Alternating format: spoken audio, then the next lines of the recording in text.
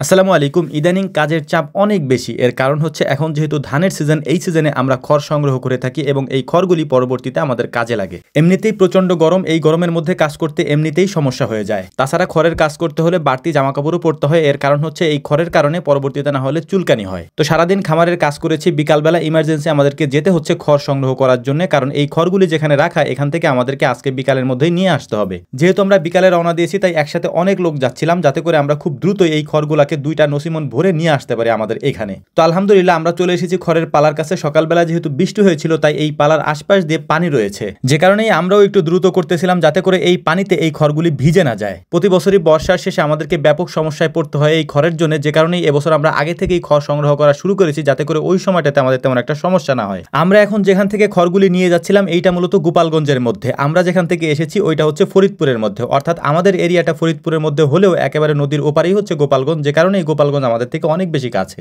তো যাই হোক, আলহামদুলিল্লাহ আমরা যেহেতু একসাথে 10 থেকে 12 জন লোক এসেছি, যে কারণেই আমাদের খড়গুলি 2 নসিমনের মধ্যে খুব দ্রুতই সাজানো হয়ে গেছে। সাজানো হওয়ার পর আমরা এখান থেকে হালকা নাস্তা করে নিলাম, বিকালের নাস্তা। তারপর সুন্দর করে খড়গুলিকে বেঁধে নসিমনের মধ্যে আমরা রওনা দিলাম আমাদের খামারের দিকে। আমরা একটু কম সাজিয়েছি প্রত্যেকটা নসিমনে। এর কারণ হচ্ছে যে রাস্তাগুলি দিয়ে আমরা যাচ্ছিলাম এই রাস্তা দিয়ে তেমন একটা যাওয়ার মতো রাস্তা না, মূলত কিছুটা রাস্তা আমাদেরকে ইটের রাস্তা দিয়ে আসতে হয়েছে, যে কারণে আমরা কম সাজিয়ে এনেছি যাতে করে খুব সুন্দরভাবে আমরা এখান থেকে যেতে পারি। খড়গুলিকে নিয়ে আমরা চলে যাচ্ছিলাম আমাদের খামারের দিকে। এটাকে নামিয়ে রেখে সুন্দর করে এখনই পালা দিয়ে দিতে হবে। এটার কারণ হচ্ছে যে কোনো সময় বৃষ্টি হতে পারে, বৃষ্টি হলে এই শুকনা খড়গুলি ভিজে যাবে। এখানে আমরা আমাদের আরো অনেকগুলি খড় নিচে শুকাতে দিয়েছি এবং ওই শুকনা খড়ের পাশেই ছোট্ট একটা পালা আমরা দিয়ে রাখতেছিলাম যাতে করে ওই খড়গুলি পাশে আরেকটা পালা দিয়ে আমরা রাখতে পারি। দেখতে দেখতে একেবারে সন্ধ্যা হয়ে গেছে আমাদের কাজ করতে করতে, তবুও এই পালাটা আমাদেরকে দিতে হবে, কারণ এই খড়গুলি যেহেতু শুকনা, যে কোনো মুহূর্তে বৃষ্টি হলে খড়গুলি ভিজতে পারে, এই সম্ভাবনা আমাদের আগে থেকেই আছে। আলহামদুলিল্লাহ লোকজন বেশি থাকার কারণে খুব দ্রুতই এই পালাটা আমাদের দেওয়া হয়ে গিয়েছে। এখন এই পালাটাকে সুন্দর করে সাইজ করে রেখে আমরা এখান থেকে চলে যাব। পরদিন এসে যে খড়গুলি আছে নিচে রাখা, এই খড়গুলিকেও আমরা রোদ্রে দিয়ে দিব।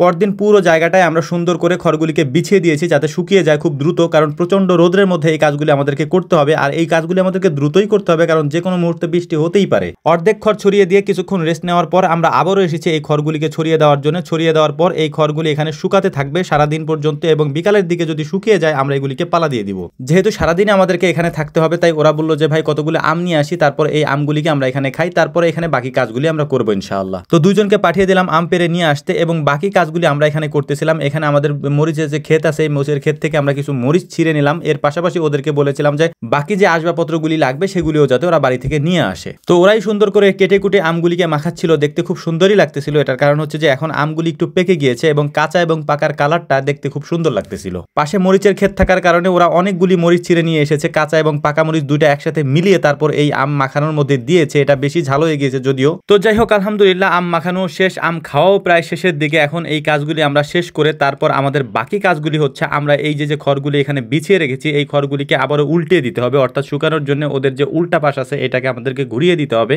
তারপর পরীক্ষা করতে হবে যে এটা শুকাইছে কিনা। যদি শুকিয়ে যায় সেক্ষেত্রেই আমরা পালা দিব, আর না হয় আরো একদিন পর্যন্ত এখানে রেখে দিতে হবে এবং পরদিন আবারও আমাদেরকে এগুলি নেড়ে দিতে হবে। কিন্তু সমস্যা হচ্ছে এই অবস্থায় যদি বৃষ্টি হয় তাহলে এই খড়গুলিকে গুছিয়ে তারপর এটাকে পালা দেওয়া আমাদের জন্য অনেক বেশি কষ্ট হয়ে যাবে এবং পরবর্তীতে এগুলিকে আবারও শুকাইতে হবে, যে কারণে আমরা চাচ্ছিলাম আজকে দিনের মধ্যে শুকিয়ে পালা দেওয়ার জন্য। তো দেখতে দেখতে একেবারে সন্ধ্যার আগে আলহামদুলিল্লাহ আমাদের এই খড়গুলি শুকিয়ে গিয়েছে। তারপর এগুলিকে সুন্দর করে আমরা পালা দিয়ে রেখে দিলাম, আমাদের কাজটাও শেষ হয়ে গেল। তো আমাদের জন্য দোয়া করবেন। আসসালামু আলাইকুম রহমতুল্লাহ।